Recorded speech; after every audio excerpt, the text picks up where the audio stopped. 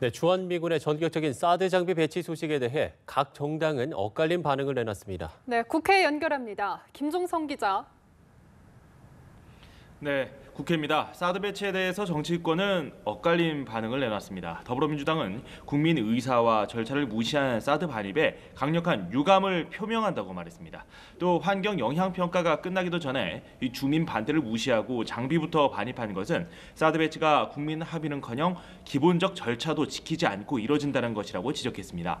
자유한국당은 사드 체계의 일부 전력을 공여 부지에 배치해 우선적으로 작전 운용 능력을 확보할 수 있을 것으로 보인다고 평가했습니다.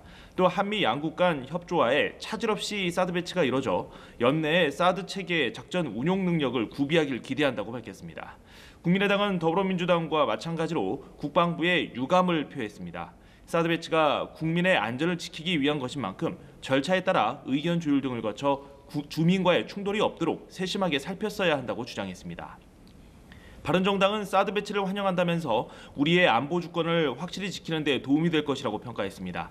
다만 사드 배치 현장에서 불상사가 생기지 않도록 군과 경찰 당국이 지혜롭게 대처해 주길 바란다고 덧붙였습니다.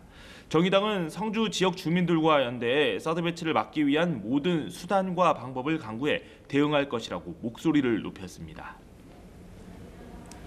네, 이제 대선이 13일밖에 남지 않았는데 오늘 후보들의 움직임도 좀 살펴보겠습니다. 김 기자, 오늘 어떤 일정들이 예정돼 있습니까?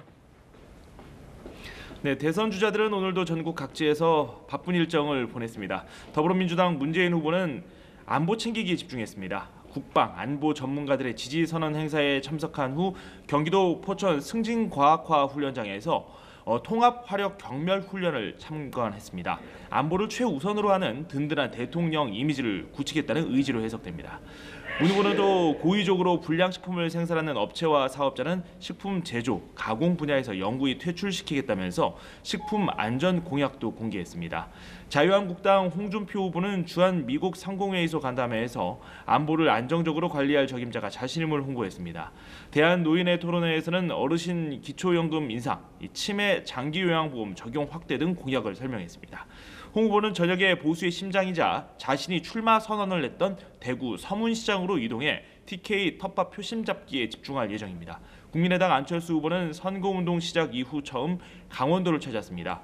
안 후보는 춘천 애니타운을 찾아 문화기술기업 관계자들과 간담회를 연 뒤 춘천 중앙시장에서 유세를 펼쳤습니다. 안 후보는 강원 미래비전과 평창 동계올림픽 성공적 개최 등을 포함한 지역 발전 공약을 준비했습니다. 오후에는 원주 문화의 거리와 강릉 대학로 로터리 등을 돌면서 젊은 유권자들에게 지지를 호소했습니다.